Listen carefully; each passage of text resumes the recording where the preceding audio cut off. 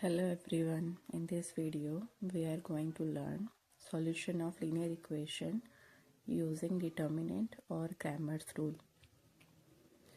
हमारे एग्जाम में ये क्वेश्चन दो तरीके से पूछ सकता है, solution of linear equation using determinant या solution of linear equation using Cramer's rule.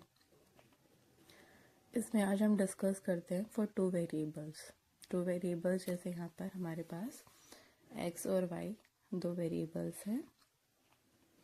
System of linear equation मतलब हमारे पास दो टाइप की linear equation with two variables है। लीनियर इक्वेशन सॉल्व करने का मतलब है हमें x और y फाइंड करना है। x हम कैसे फाइंड कर सकते हैं, d1/d। y कैसे फाइंड कर सकते हैं, d2/d। अब इसमें d1, d2 ये क्या होता है वो देखते हैं। जैसे कि यहाँ पर a1, a2, a1, a2, b1, b2, b1, b2। इसके साथ डिटर्मिनेंट फॉर्म। डिटर्मिनेंट सॉल्व करना सबको आता होगा। डिटर्मिनेंट सॉल्व कैसे करते हैं हम, इसकी मल्टीप्लाई इसके साथ करोगे a1 इंटू b2 माइनस इसकी मल्टीप्लाई इसके साथ a2 into b। d1 and d2 हम फॉर्म करते हैं with respect to d, but एक चेंज होता है इसमें। जैसे कि t1 है तो आप क्या करोगे, कॉलम 1 चेंज कर दोगे। कॉलम 1 में क्या आ जाएगा, जो हमारी इक्वेशन में इज इक्वल्स टू में दे रखा है, इन वैल्यूज़ को आप यहाँ पर कॉलम वाइज लिख दोगे। और d के रिस्पेक्ट में है तो जो यहाँ पर d में हमारा b1 b2 है तो b1 b2 as it is हमारा d1 में भी आ जाएगा। ये डिटर्मिनेंट फॉर्म हो गई हमारी। डिटर्मिनेंट सॉल्व करना आता है, d1 की वैल्यू आ जाएगी। सिमिलरली d2 कैसे फाइंड करोगे, डिटर्मिनेंट फॉर्म। यहाँ पर हमारा d2 है, अब 2 मतलब कॉलम 2 में चेंज होगा। कॉलम 2 में हमारी क्या वैल्यूज आ जाएंगी, c1 और c2। तो यहाँ पर c1 c2, d के रिस्पेक्ट में आप यहाँ पे चेक करो, यहाँ पर a1 a2 है तो यहाँ पर भी a1 a2 आ गया फिर डिटर्मिनेंट। यहाँ पर d2 की वैल्यू आ जाएगी। d2 की डिटर्मिनेंट वैल्यू सॉल्व करने के बाद आपके पास ये तीनों वैल्यूज आ गई।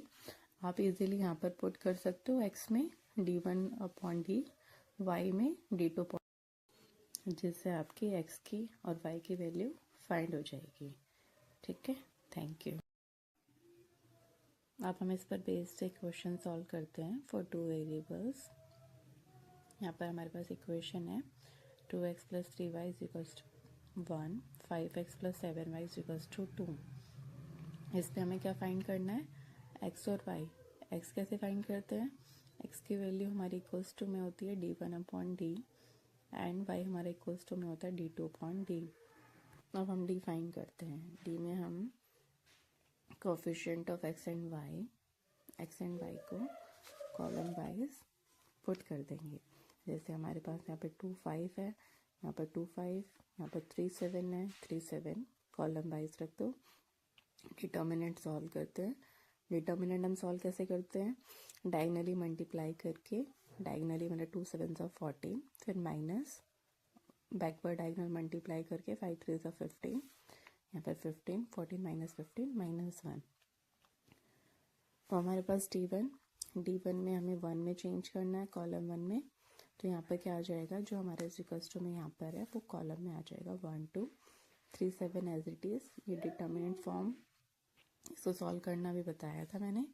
1 7 7 माइनस 2 3 6, तो 7 - 6 हमारा 1 आ गया। सिमिलरली d2, अब हमें 2 कॉलम में चेंज करना है और आपका जो कॉलम 1 है वो सेम रहेगा विद रिस्पेक्ट टू d। तो यहाँ पर हमारे पास क्या आ गया, 2 5 और यहाँ पर आ गया 1 2। इस डिटर्मिनेंट को सॉल्व करेंगे, 2 2 4, फिर माइनस 5 1 5, तो इसकी वैल्यू क्या आ गई, 4 - 5 हमारा होता है -1। ठीक है, हमारे पास d आ गया, d1 आ गया, d2 आ गया।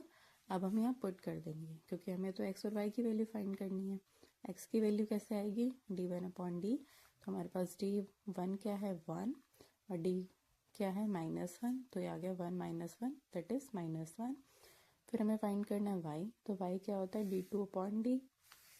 d2 क्या हो गया -1 और d क्या हो गया -1, तो ये क्या हो गया 1। तो हमारी x की वैल्यू -1 एंड y की वैल्यू 1, तो हमारी वैल्यूज फाइंड हो गई। ठीक है, थैंक यू।